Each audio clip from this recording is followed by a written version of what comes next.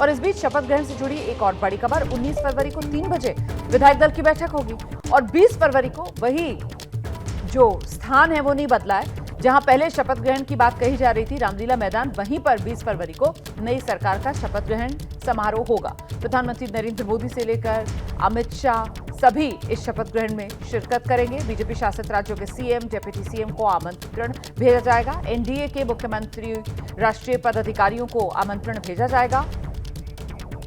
तो वही दिव्य और भव्य तैयारी, और नीरज के पास इसको लेकर और डिटेल्स है। नीरज, जो चर्चा हम लोग लगातार कर रहे थे, जिसके बारे में अभी मनोज्ञा भी बता रही थी कि उसी तरीके का दिव्य आयोजन होगा, लेकिन बस 2 दिन के इंतजार के बाद। नीरज,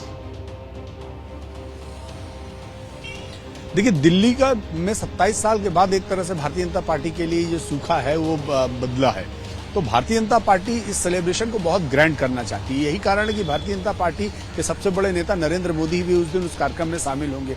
और भाजपा की तैयारी है कि सभी राज्यों के जो मुख्यमंत्री हैं भारतीय जनता पार्टी शासित राज्यों के और उप मुख्यमंत्री, उनको भी आमंत्रित किया जाए। एनडीए के जितने भी लीडर्स हैं, एनडीए के जो मुख्यमंत्री हैं, एनडीए के उप मुख्यमंत्री हैं, एनडीए के राष्ट्रीय पदाधिकारी हैं, राष्ट्रीय नेता हैं, उन सबको यहाँ आमंत्रित किया जाए। और यही नहीं, दिल्ली के तमाम बड़े बिजनेसमैन, कई संत, साधु संत, इन सबको भी आमंत्रित किया जाएगा। और उसके पीछे का पर्पस सिर्फ यही है कि भारतीय जनता पार्टी ये बताना चाहती है कि ये जीत भारतीय जनता पार्टी की है, लेकिन उसके साथ साथ अरविंद केजरीवाल के फेलियर की जीत है। क्योंकि अरविंद केजरीवाल जिन वादों और जिस बात के साथ वो सरकार में आए थे और उनको 2-3 बार दिल्ली की जनता ने चुना था, उसके फेल होने की वजह से भारतीय जनता पार्टी को एक बड़ी जीत मिली है। और लोगों ने विश्वास जताया है कि नरेंद्र मोदी और भारतीय जनता पार्टी की कहीं ना कहीं योजनाएं और बात उसमें कहीं ना कहीं दम है। और यही कारण है कि लोगों ने भाजपा पे विश्वास किया। क्योंकि अगर आप देखें मैनिफेस्टो, अगर तीनों पार्टियों का देखें, चाहे भारतीय जनता पार्टी का मैनिफेस्टो देखें,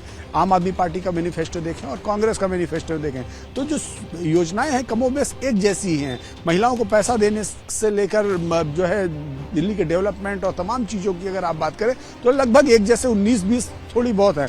लेकिन लोगों ने विश्वास किस पर किया? लोगों ने भारतीय जनता पार्टी पर विश्वास किया। विश्वास तो कांग्रेस पे भी किया जा सकता था, लेकिन पब्लिक को वो बताने की कोशिश है भारतीय जनता पार्टी की तरफ से कि दरअसल जो दोनों पार्टियां हैं वो क्रेडिबल नहीं हैं। और हमारी क्रेडिबिलिटी का ही की देन है और हमारे नेता नरेंद्र मोदी के चेहरे की क्रेडिबिलिटी की देन है कि भारतीय जनता पार्टी को 27 साल कोई दो राय नहीं है कि ये बीजेपी की भरोसे की जीत है। और ऐसे में किस तरीके से जनता ने बीजेपी पर भरोसा किया, उसी की जश्न के तौर पर शपथ ग्रहण समारोह, जिसकी भव्य तैयारी के साथ बीजेपी तैयार है। हालांकि इंतजार 2 दिन का फिलहाल और बढ़ गया है। पहले 18 तारीख जो सामने आ रही थी शपथ ग्रहण समारोह की, अब वो 20 पर टलती हुई नजर आ रही है।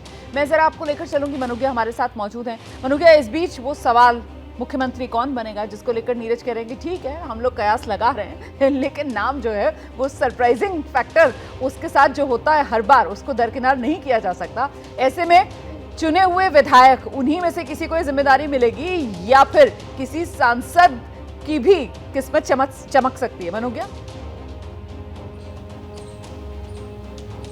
देखिए, मैंने एक बड़े नेता से बात की तो उन्होंने बड़े हास्यास्पद अंदाज में कहा कि जिसका बृहस्पति तेज होगा वही मुख्यमंत्री बनेगा। ये तो बात हो गई कुंडली और ग्रहों की, लेकिन अगर मैं आपको इंडेक्स के बारे में बताऊं तो जिसका पॉपुलैरिटी इंडेक्स बहुत ज़्यादा हाई नहीं होगा वो मुख्यमंत्री बनना तो तय है। तो ऐसे में जितने नामों की चर्चा हो रही है उसमें नए नाम की एंट्री ज़रूर हो जाती है। भाई अजय महवार की एंट्री हो गई है, लेकिन अगर मैं आपको नामों की गिनती के परे अगर बताऊं तो वो चाहे राजस्थान हो, चाहे मध्य प्रदेश हो या फिर उत्तर प्रदेश हो, 2017 में जब मुख्यमंत्री योगी आदित्यनाथ को चुना गया था तो उस समय भी उनके नाम की पर्ची कहीं नहीं थी, लेकिन वो मुख्यमंत्री बनाए गए और बीजेपी ने रिस्क लेकर इसे सही साबित किया। ठीक उसी तरह मोहन यादव को मध्य प्रदेश में मुख्यमंत्री बनाया गया जब वो तीसरी रो में विधायक दल की बैठक में 7वें नंबर पर बैठे हुए थे। तो आप कल्पना कीजिए कि जो पहली रो के लोग हैं या दूसरी रो के लोग हैं, अब विधायक दल की फोटो पर ज्यादा नजर रखनी पड़ेगी ये जानने के लिए कि आखिरकार कौन इस बार मुख्यमंत्री की शपथ ले रहा है। पर यह भी तय है कि बीजेपी ऐसा नहीं है कि कोई गेस वर्क के हिसाब से किसी को मुख्यमंत्री बना देती है।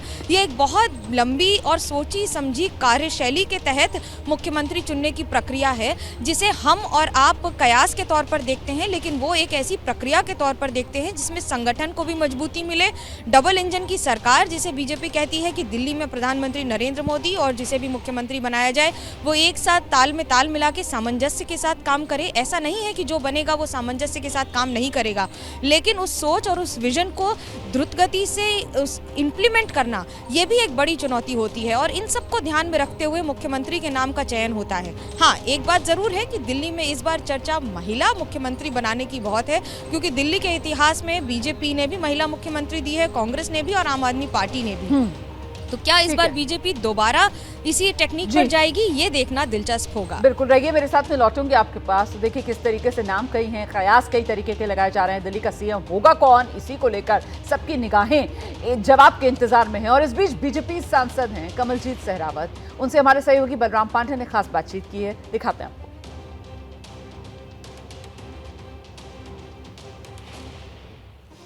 दिल्ली विधानसभा चुनाव में प्रधानमंत्री नरेंद्र मोदी ने दिल्ली की जनता को ये भरोसा दिया था कि अगर उनकी सरकार दिल्ली में बनती है तो वो यमुना की सफाई करेंगे। हालांकि अभी सरकार का गठन नहीं हुआ, लेकिन यमुना की सफाई का काम शुरू हो गया है।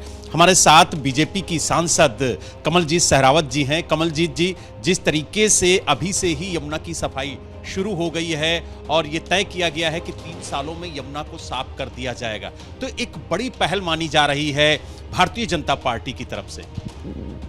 इस चुनाव में आदरणीय प्रधानमंत्री श्री नरेंद्र मोदी जी ने जनता के सामने इस बात को रखा था कि सरकार बनेगी तो यमुना की सफाई हमारा मुख्य सबसे पहले काम रहेगा।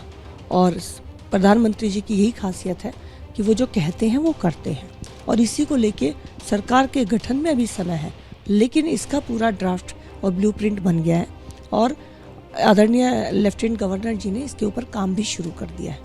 आप जहाँ पर खड़े हैं द्वारका में, यहाँ पर साहेबी नदी, जिसको कि नजफगढ़ नाले के नाम से जानते थे, इस पर भी पहले लेफ्टिनेंट गवर्नर साहब ने काफ़ी काम करने की कोशिश की, लेकिन ये दुर्भाग्य की बात थी कि दिल्ली सरकार हाईकोर्ट चली गई कि लेफ्टिनेंट गवर्नर इस पर काम क्यों कर रहे हैं, तो वो काम रुक गया। इसके साथ ही मैं ये भी कहना चाहूँगी कि भारतीय जनता पार्टी के जहाँ पर भी हम लोग हैं वहाँ अपने काम को करके दिखाते हैं।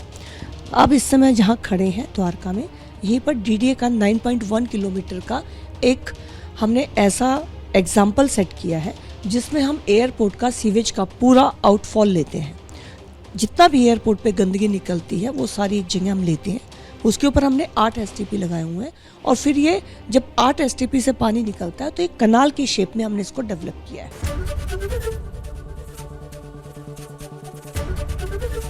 एबीपी गंगा, खबर आपकी, जुबान आपकी।